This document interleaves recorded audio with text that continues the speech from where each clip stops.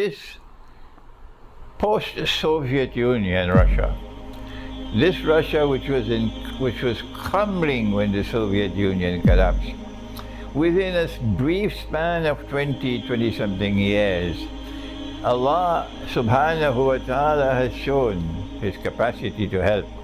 And this Russia has grown now to a position where it is so powerful. Look at what has happened. The Western world has been ruling over mankind for the last 300 years or more, and changing regimes all over the world, willy-nilly, particularly in South and Central America. They use the Monroe Doctrine. This is our backyard. Nobody comes into our backyard. And so they've been changing regimes willy-nilly all over Central and South America for the last 200 years. Why have they not been able to change the regime in Venezuela? The government of Venezuela, because it's an elected government. Why? Answer, they've done everything they could do. There's nothing else they can do now. But they've not been able to change the Venezuelan government, the legitimate Venezuelan government.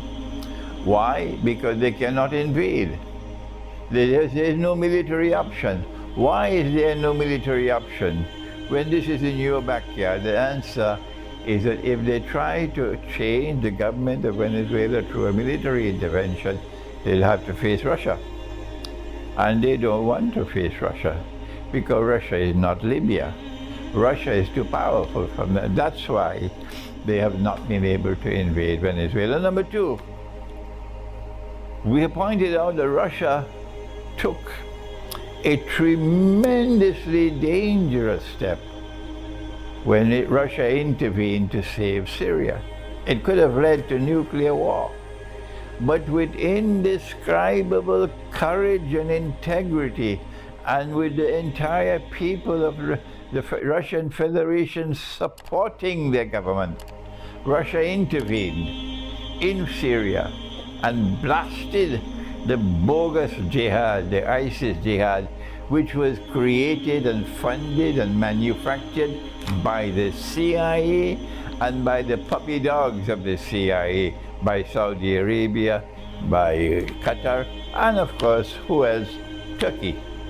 Turkey was up to the neck in the effort to overthrow the Syrian government. And Russia has succeeded. The Western world have never known this before. There's a force so powerful that they can defeat the West. And that's what Russia did in Syria.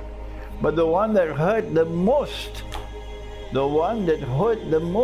for the West was when they suffered the greatest defeat in the entire history of modern Western civilization. And that is in 2014, when they lost Crimea.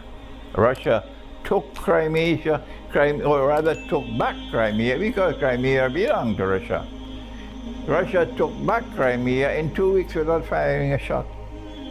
And for this, they have never forgiven themselves. Russia is now facing this bitter hatred and envy from the West because of the power that Russia now has, and Russia is not prepared to bend on its knee and submit to them. The West has suffered yet another defeat in Afghanistan, and it was a humiliating defeat. They have only themselves to blame for almost 20 years. So many they have killed in Afghanistan, and yet they were defeated. Afghanistan is known as the graveyard of the superpowers. And now what is happening is that there is an incremental effort, beginning with the regime change in Ukraine in 2014, to bring Ukraine into NATO. If Ukraine ever becomes a NATO member state, then Russia will have NATO on its very border, and NATO's missiles, nuclear missiles, can hit Moscow in a matter of minutes. this is not a security option that Russia is prepared to accept at all. And so Russia has put its foot down. This is our red line. Whether you accept our red line or you don't accept our red line, that's your choice. This is our red line.